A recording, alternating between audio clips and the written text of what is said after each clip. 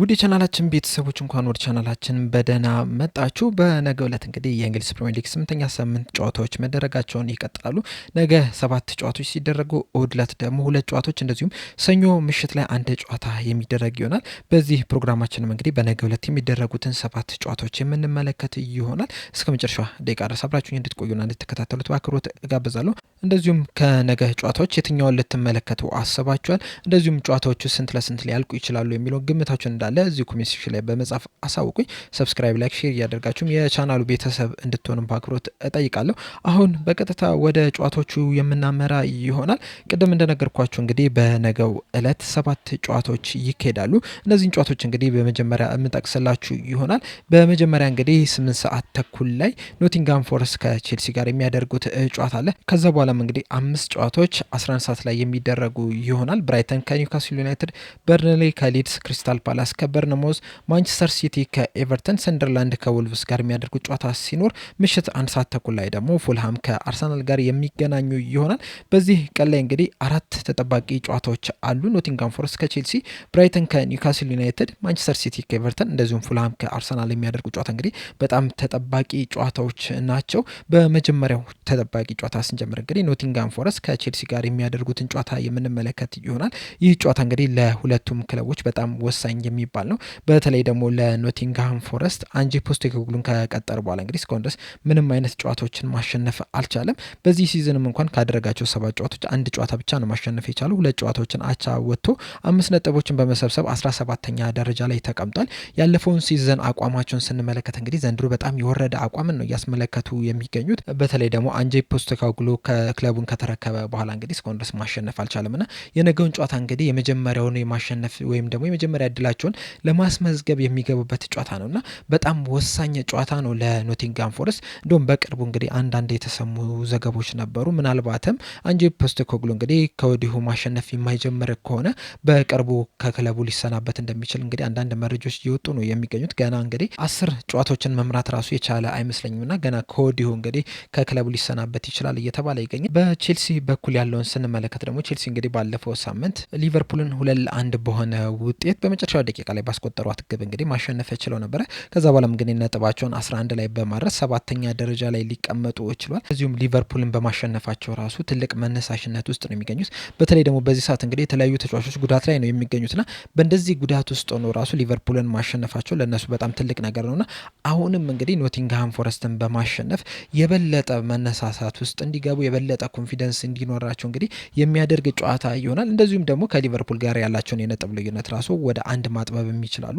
ሊቨርፑል እንግዲህ እሁድ ዕለት ከማንቸስተር ዩናይትድ ጋር የሚያደርጉት ተጠባቂ ጨዋታ አለና ከዛ ጨዋታ በፊት እንግዲህ ያላቸውን የነጥብ ልዩነት ማጥበብ የሚችሉበት ሁኔታ ይፈጥራልና ዘንድሮም እንግዲህ ከአምናው የተሻለ በፕሪሚየር ሊጉ ጥሩ እንቅስቃሴ ለማድረግ ይህ ጨዋታ እንግዲህ በጣም ወሳኝ ሚና ይጫወታል። ሌላኛው ጨዋታ የምንመለከተው ደግሞ ብራይተን ከኒውካስል ጋር የሚያደርጉት ጨዋታ ነው። ይህ ጨዋታ እንግዲህ ከውጤት አንጻር ሳይሆን ከሳቢነት አንጻር በጣም ተጠባቂ ጨዋታ ይመስለኛል። ምክንያቱም ሁለቱም በጣም የሚያጠቁ ቡድኖች ናቸው። ብራይተንም ዘንድሮ በጣም ብዙ ጎሎችን እያስቆጠረ የሚገኝ ቡድን ነው። ብዙ ጎሎችም የሚቆጠርበትም ቡድን ነው። 10 ጎሎችን አስቆጥሮ 10 ጎሎችም የተቆጠረበት ክለብ ሆኗል። ኒውካስል በአንጻሩ እንግዲህ ጎሎችን ያስቆጥራል፣ እንደዚሁም ጎሎችን ይቆጠርበታል። ግን ያን ያህል በጣም ብዙ ጎሎች አይደለም እያስቆጠረ የሚገኙ እስካሁን ድረስ 6 ጎሎችን ብቻ ሲያስቆጥር 5 ጎሎች ደግሞ ተቆጥሮበታልና ያን ያህል ብዙ እያጠቃ አይደለም። ነገር ግን ደግሞ በጨዋታው ላይ ስንመለከተው እንግዲህ በጣም ፈጣን ጨዋታ ነው የሚጫወተው። ለማጥቃት የሚጫወተው ቡድን ነው ምንም እንኳን ጎሎችን ብዙ ባያስቆጥርም እና በሁለት ለማጥቃት በሚወዱ ክለቦች መካከል እንግዲህ የሚደረግ ጨዋታ ነው። እንደዚሁም ደግሞ ሁለቱም እንግዲህ በ9 ነጥብ 11ኛና 12ኛ ደረጃ ላይ ነው የተቀመጡት በጎል ክፍያ ተበላልጠው ማለት ነውና በእኩል ደረጃ ላይ ያሉ ቡድኖች የሚገናኙበት ጨዋታ ነው። በብራይተን ሜዳ ነው እንግዲህ ይህ ጨዋታ የሚካሄደውና በጣም ሳቢ ጨዋታ ይሆናል ብዬ እገምታለሁ ይህ ጨዋታና ከዛ አንጻር እንግዲህ ተጠባቂ ጨዋታ ይሆናል። ሌላኛው ግን በዚህ በነገው ዕለት በሚደረግ ወይም ቅዳሜ ዕለት በሚደረገው ጨዋታ እንግዲህ ከባዱ ጨዋታ ማንቸስተር ሲቲ ከኤቨርተን ጋር የሚያደርጉት ጨዋታ ነው። ማንቸስተር ሲቲ እንግዲህ በዚህ ሰዓት ጥሩ የሚባል አቋም ላይ ነው የሚገኘው። ምንም እንኳን ሲዘኑን በጥሩ ሁኔታ ባይጀምርም እንኳን ያለፉትን 5 ጨዋታዎች ግን ምንም አይነት ጨዋታ መሸነፍ አልቻለም። ካለፉት 5 ጨዋታዎች 3ቱን ማሸነፍ ችሏል። አቻ ነው ቀሪዎቹን ደግሞ መውጣት ይቻላል። አንደኛው ከአርሰናል ጋር፣ ሌላኛው ደግሞ ከሞናኮ ጋር የተደረገ ጨዋታ ነበርና ያለፉትን 5 ጨዋታዎች እንግዲህ ጥሩ ነጥብ የሰበሰበ ቡድን ሆኗል። ምናልባትም እንግዲህ ወደ ካቻምና ብቃቱ ወደ ድሮ ብቃቱ እንደዚሁም ደግሞ በተከታታይ 4 ጊዜ ጊዜ ወደ ዋንጫ ወደ በላው ብቃቱ እንግዲህ የተመለሰ ነው እየመሰለ የሚገኘውና ዘንድሮም እንግዲህ የፕሪሚየር ሊጉ ተፎካካሪ ይሆናልም እየተባለ የሚገኘው በቅርብ ካሳየው አቋም አንጻር ስንመለከተው፣ ኤቨርተን በአንጻሩ ደግሞ ዴቪድ ሞይስን ከቀጠረ በኋላ እንግዲህ በጣም ጥሩ መነሳሳት ላይ ነው የሚገኙት። በእርግጥ ያለፉትን 5 ጨዋታዎች አንዱን ብቻ ነው ማሸነፍ የቻሉት። ሁለቱን ሲሸነፉ ሁለቱን ደግሞ አቻ በሆነ ውጤት ማጠናቀቅ ችሏል። በወልቭስና በሊቨርፑል ሲሸነፉ እንደዚሁም ደግሞ ከአስቶን ቪላና ከዌስትሃም ጋር ያደረጉትን ደግሞ ጨዋታ አቻ በሆነ ውጤት ነው ማጠናቀቅ የቻሉት። የመጨረሻ ጨዋታቸውን እንግዲህ ከክሪስታል ፓላስ ጋር ነበረ ማድረግ የቻሉት።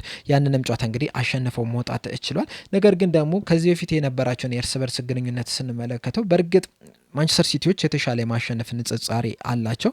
ነገር ግን ደግሞ ማንቸስተር ሲቲዎች ሲያሸንፉ እንኳን በጣም ተቸግረው ነው እያሸነፉ የሚገኙት።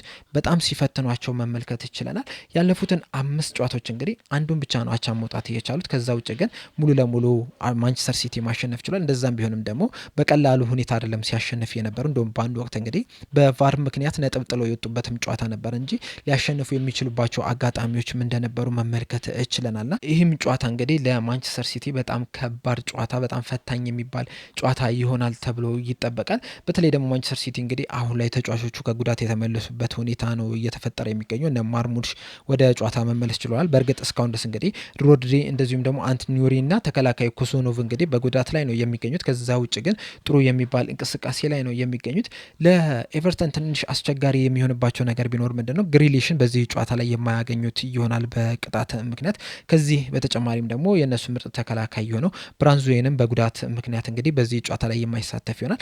በተለይ ደግሞ የግሪሊሽ በዚህ ጨዋታ ላይ አለመኖር ለኤቨርተኖች በጣም ትልቅ ፈተና ነው የሚሆንባቸው። ምክንያቱም እንግዲህ በዚህ ሲዝን ለኤቨርተን ምርጥ እንቅስቃሴ ካሳዩ ተጫዋቾች መካከል እንግዲህ ቀዳሚ ስፍራ ላይ የሚቀመጠው ግሪሊሽ ነው። ምክንያቱም እንግዲህ ባለፈው ወር ራሱ እንደተመለከትነው ከሆነ የወሩ ምርጥ ተጫዋች ተብሎ መመረጡ አይዘነጋም። እንደዚሁም ደግሞ በጣም ብዙ ቢግ ቻንሶችን ለኤቨርተን ክሬት ማድረግ ችሏል። በኤቨርተን ውስጥ ባሉ ተጫዋቾች መካከል እንግዲህ ከፍተኛ ቢግ ቻንስ ክሬት ማድረግ የቻለው ጃክ ግሪሊሽ ነውና የሱ እዚህ ጨዋታ ላይ አለመኖር እንግዲህ ኤቨርተኖችን የሚጎዳ ይሆናል። በእርግጥ ባይቀጣ ራሱ በውሰት ውል ከማንቸስተር ሲቲ ወደ ኤቨርተን መሄዱን ተከትሎ እንግዲህ ከማንቸስተር ሲቲ ጋር ሲገናኙ የማይጫወት ይሆናል።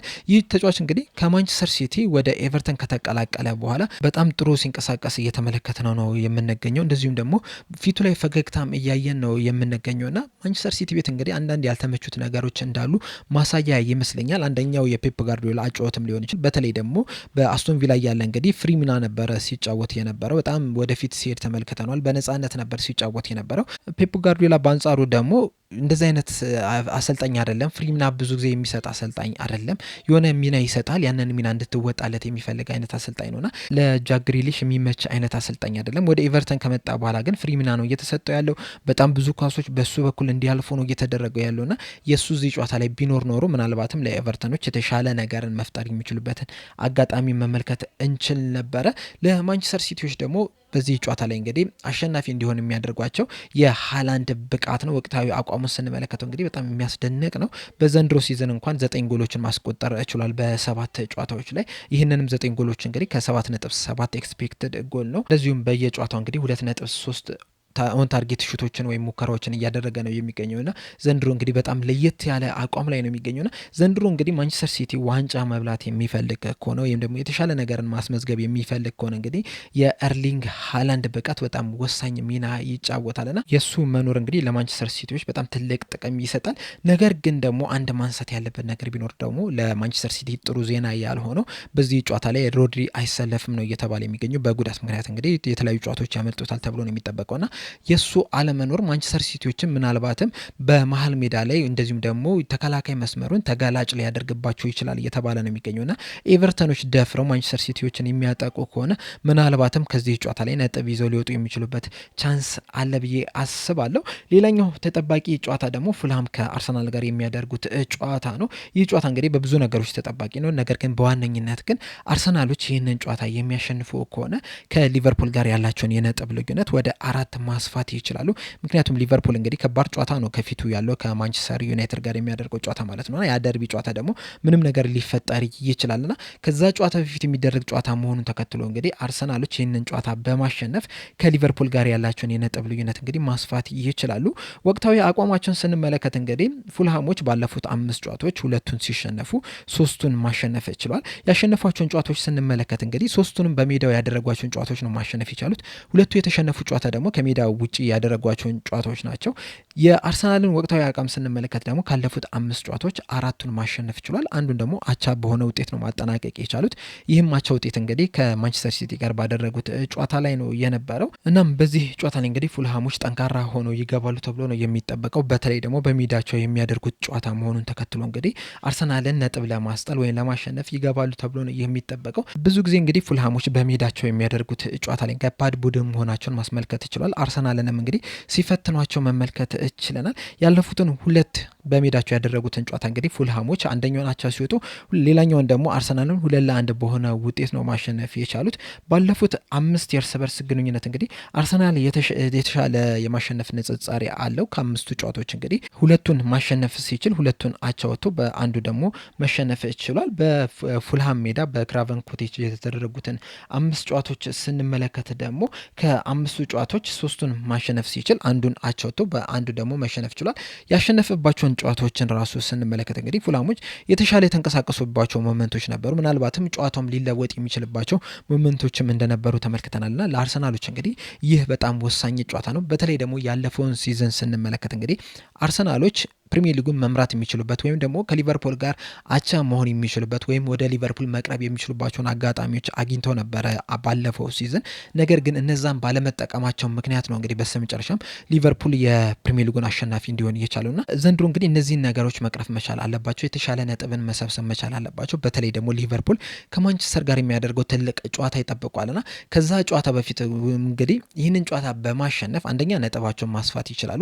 ሁለተኛ ደግሞ ሊቨርፑል ላይ ሌላ ጫና ማሳደርን ይችላሉ። ምክንያቱም ነጥቡ በሰፋ ቁጥር እንግዲህ ቀጣይ ቡድን ላይ ተከታይ ቡድን ላይ እንግዲህ ጫና ማሳደሩ አይቀርምና ይህንን ጨዋታ በማሸነፍ አንደኛ ነጥባቸውን ማስፋት፣ ሁለተኛ ደግሞ ሊቨርፑል ላይ ተከታያቸው ላይ እንግዲህ ጫና ማሳደር ያለባቸው ይመስለኛል።